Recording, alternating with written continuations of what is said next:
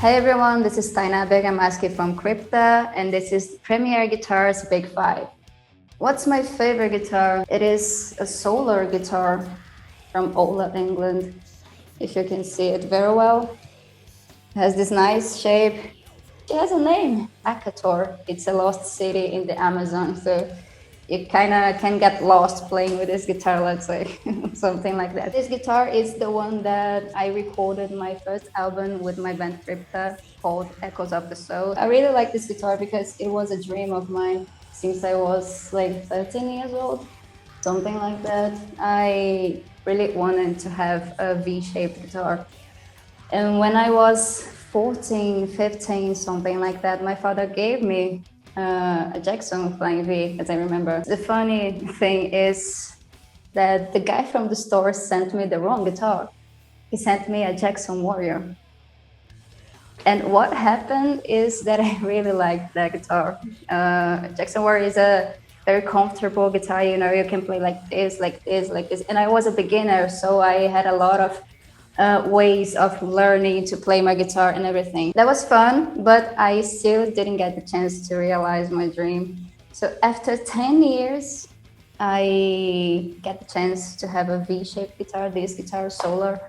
And I really like it because it is really comfortable. I was a little bit scared, afraid actually to play in a V-shaped guitar because people always said, oh, it's so uncomfortable, blah, blah, blah, to play at home. Can you imagine like recording a whole day with this guitar and everything? And the first days was like, whoa, it's so difficult to play on this guitar. It's really uncomfortable. I was like, but you know, you get used to it. And I discovered with this guitar that I really prefer to play like this, you know, not by the side because of my back, it hurts a little bit. And the V-shaped, it's perfect for it. It also has the Seymour Duncan pickups here that I really love, the Duncan Solar. I really love this one because it's the type of sound that I was looking for a long time. And it has, how can I say, this fat body sound, maybe, you know. At the same time, it's something like really raw sound.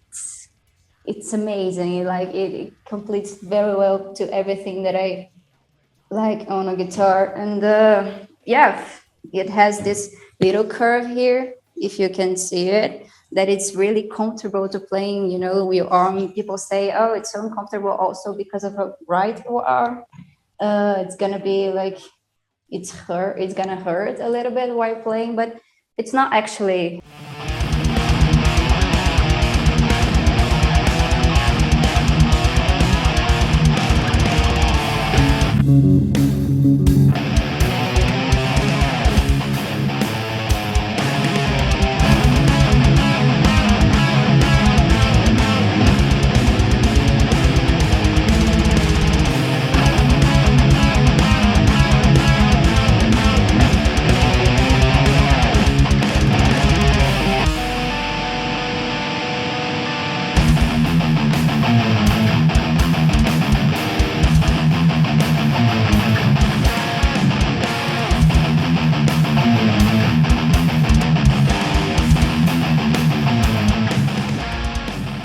My Desert Island album.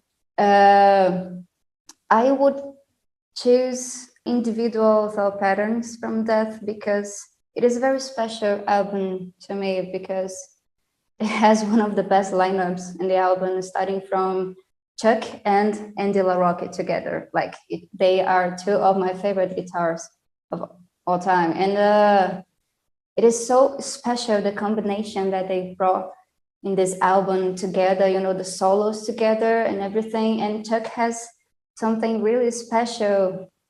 He inspires me a lot of writing a song, you know, being somewhere in a song and then jumping to another place. Like it helps me to kind of surprise everyone that is listening to it somehow. Sometimes you don't even know if you're listening to the same song. It's like it just jumps so fast, and it's amazing. It really inspires me of when it comes to writing music. Also because of Chuck and De La Rock's solos, this more poetic, melodic, and technical part of writing solos. It's something that I love. It's the perfect combination of all for me to write a solo, and not just doing solos like 100 notes in 2 seconds. I really don't like that. But yeah, guitar culture pet peeve for me. There's a lot of guitarists that wants to teach you how to play guitar in the right way. There is only one way. For example, I know some YouTubers that has videos like you have to hold your pick like this and not like this or something like that. And it all involves the thing of theory in the guitar. A lot of guitarists says that if you want to write a song, compose a song, write a riff, a solo especially, you have to know the theory of the whole thing. And it kind of gives you a feeling like of limits maybe, because I don't know the theory of guitar. I'm someone that learned guitar by ear, by myself. I never had guitar classes. It kind of bores me because I like to play guitar by ear. I like to write everything by ear, by my feelings, through my what I can express on the guitar and everything. The truth is, you don't have to know theory to write your own songs. My guitar hero that would shock my fans somehow. I don't know about the shock thing. I would say a guitarist that I never mentioned before in my interviews, so people don't really know about it. Buckethead.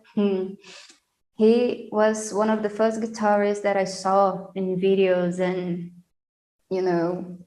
it's so special how he can improve his skills and tell us a story while playing without lyrics.